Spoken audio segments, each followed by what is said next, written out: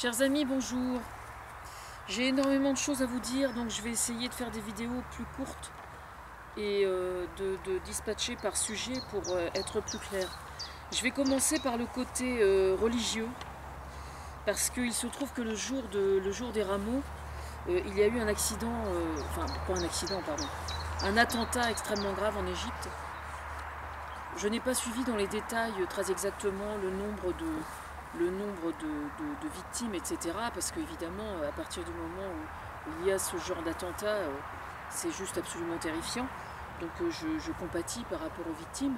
Mais je veux surtout ramener ma fraise pour parler poliment, parce qu'il se trouve que le dimanche après-midi, j'ai regardé un documentaire sur le pape François. Le pape François, c'est quelqu'un en qui j'ai une profonde admiration et que je soutiens à 100% dans tout ce qu'il fait. Quand je dis dans tout ce qu'il fait, je dis bien dans tout ce qu'il fait.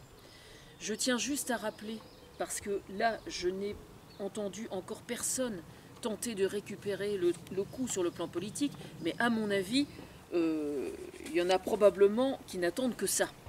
Donc, je ne voudrais surtout pas les en priver, mais je vais quand même, moi, ramener ma fraise avant, d'accord ? Sur le sujet. Pour commencer, moi je suis de confession judéo-chrétienne, j'ai été baptisée dès mon plus jeune âge, je n'ai pas demandé, je n'ai pas choisi ma religion, mais il se trouve que je m'y sens plutôt bien. Je considère qu'être pratiquante sur le plan religieux, c'est plutôt dans la façon de se trouver inspiré dans sa vie de tous les jours, dans ses choix politiques. Donc la seule et unique raison pour laquelle je précise que je suis de confession judéo-chrétienne, c'est parce que je travaille notamment à l'écriture d'un livre sur la religion. Et c'est un livre qui apporte qui apporte un regard philosophique sur la religion et sur le fait religieux. Je tiens absolument à ça parce que justement c'est là que se trouve la clé de bon nombre de malentendus. Alors je tiens juste à préciser pour ceux qui ne seraient pas au courant que la moindre chose que je dis ou que je fais est extrêmement suivie dans les milieux musulmans, justement. Que ce soit chez les modérés, mais aussi, je le sais très bien, aussi chez les intégristes. Et c'est vrai aussi chez les catholiques, c'est vrai aussi chez les catholiques intégristes. J'en tiens pour preuve là sur Google par exemple, parce que Google, il y a quand même sur Google, il y a énormément de profils de gens très durs quand même, voire des gens qui ont des profils plutôt inquiétants. Hein. Bon. Moi personnellement, ces gens-là, évidemment, je ne fais rien pour les suivre. Je ne les suis pas du tout, moi jamais, bien évidemment, mais quand je vois un profil qui, moi, me semble trop agressif ou quoi que ce soit, je le vire, évidemment. Bon. Mais il y a surtout, énormément de musulmans parfaitement modérés qui me suivent. J'en tiens pour preuve le fait que depuis des années que je travaille à cet ouvrage-là, enfin depuis un an à peu près, enfin, en fait j'ai compilé certains articles que j'avais déjà rédigés depuis plusieurs années, puis je suis revenue dessus. Donc j'ai vraiment pris les choses sous un angle assez large. C'est-à-dire que j'ai pris par exemple plein de citations sur Dieu et sur la religion qui émanent de nos écrivains depuis des siècles et des siècles, et je les commente avec le regard d'aujourd'hui. Qu'est-ce que j'ai fait encore ? Ben, ce qui se passe en fait, c'est qu'il y a beaucoup de musulmans qui prennent le Coran et qui prennent les extraits du Coran qui sont toxiques et qui me les collent sous le nez. Donc moi je les récupère et je commente avec le regard d'aujourd'hui. Donc tout ça, si j'explique tout ça, c'est bien pour démontrer qu'aujourd'hui l'islam tel qu'il est aujourd'hui, il n'est absolument pas conforme aux actes terroristes dont certains, une minorité qui sont des sectes islamiques.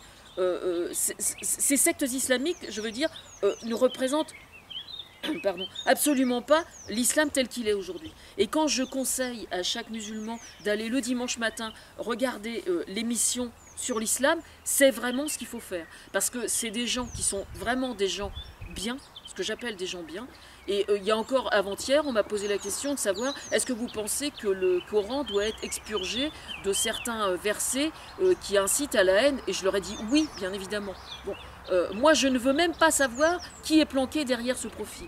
Je dis ce que je pense à qui que ce soit. Bon, maintenant, je sais très bien que ce soit à Sotteville ou que ce soit dans n'importe quelle banlieue autour de Rouen ou dans n'importe quelle banlieue ailleurs en France, y compris donc dans la région parisienne, qu'il y a certaines, dans ces banlieues, des cafés, c'est pas paraît-il, on me l'a dit de vive voix, donc c'est donc que c'est la vérité, il y a certains lieux publics aujourd'hui où une femme qui se pointe et qui est non voilée, on lui fait sentir qu'elle n'est pas à sa place. Alors ici, nous sommes en France, dans un pays laïque, où la liberté de culte est un des fondements des droits de l'homme et du citoyen, d'accord?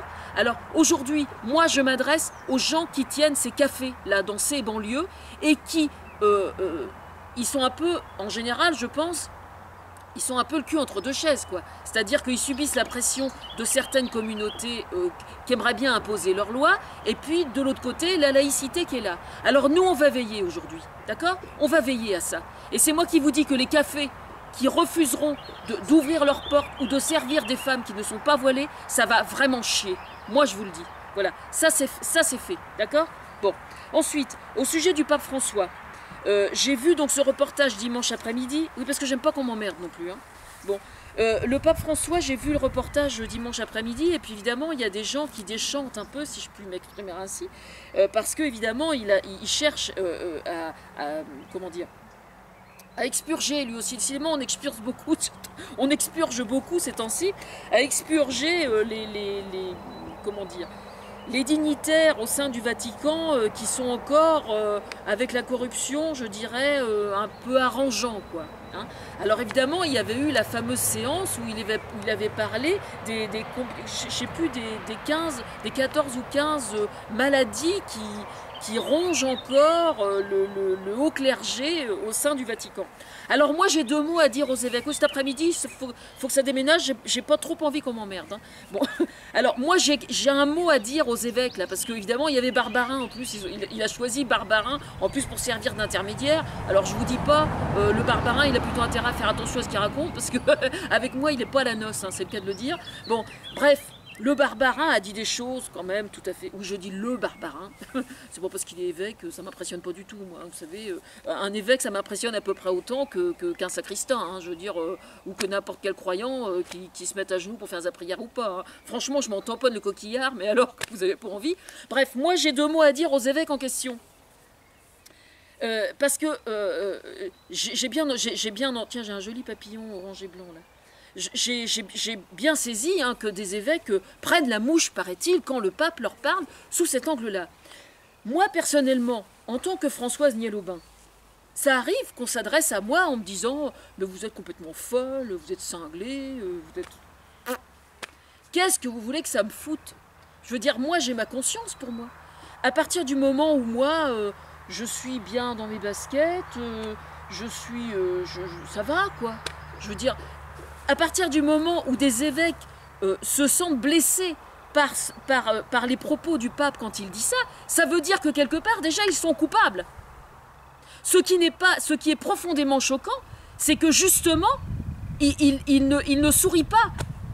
Moi, ça me concerne, ça. Alors, il faut peut-être que ces évêques, ils arrêtent de nous prendre pour des cons aussi. Hein. Oui, je me mets en pétard parce que je commence à en avoir ras-le-bol de voir ces mecs en soutane qui prennent les gens pour des cons. Oui, je me mets en colère parce que j'en ai ras-le-bol. Vraiment, hein.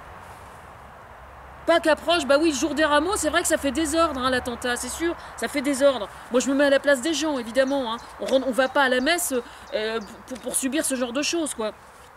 Alors maintenant, moi, il y a quelque chose quand même, parce que ce que j'ai dit au sujet des musulmans tout à l'heure, je pense que ça va faire réagir, bien évidemment. Moi, j'ai des copains qui sont musulmans, hein, d'accord? Ici, là, dans le canton de Pavilly, j'ai des copains qui sont musulmans. Ils aimeraient bien avoir un endroit aussi où ils puissent faire leurs prières sans rien demander à personne. Juste un tout petit endroit. Bon, cet endroit, ils l'ont pas. Donc, tous les vendredis après-midi, ils vont à la mosquée à Canteleu. À Canteleu, ils ont une grande mosquée.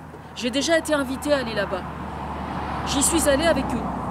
Mais en fait, bon, j'y suis allée une seule fois, j'y suis pas retournée parce que le problème c'est que pendant qu'ils vont faire la prière, moi je vais au café du coin pour boire un coup et puis bah, je suis obligée d'attendre après eux la voiture, quoi. Alors ça m'emmerdait un petit peu, quoi. Mais maintenant j'ai ma voiture donc c'est vrai que je pourrais y aller toute seule.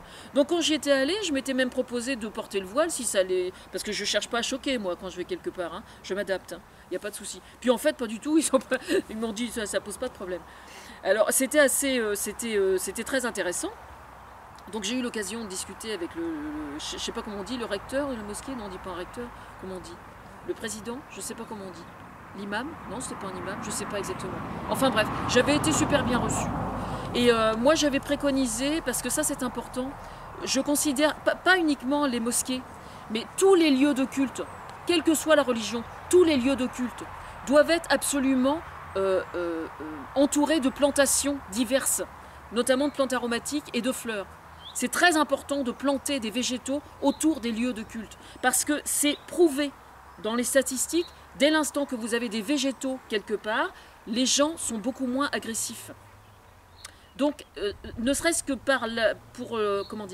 pour l'image que l'on donne dans une cité, justement, enfin dans une cité, dans une ville, je veux dire, à partir du moment où vous cultivez la terre, où vous plantez des choses, où vous entretenez des choses, on peut mettre des incroyables comestibles par exemple. Hein, pour ceux qui ne connaissent pas, c'est des gens qui cultivent des légumes dans le seul but que des gens viennent les récolter sans qu'on sache ni pourquoi ni comment, et on donne gratuitement. Voilà. Bon, moi c'est juste, enfin je veux dire, les incroyables comestibles, je trouve ça génial, mais pour moi c'est juste, je veux dire, quand vous cultivez votre jardin,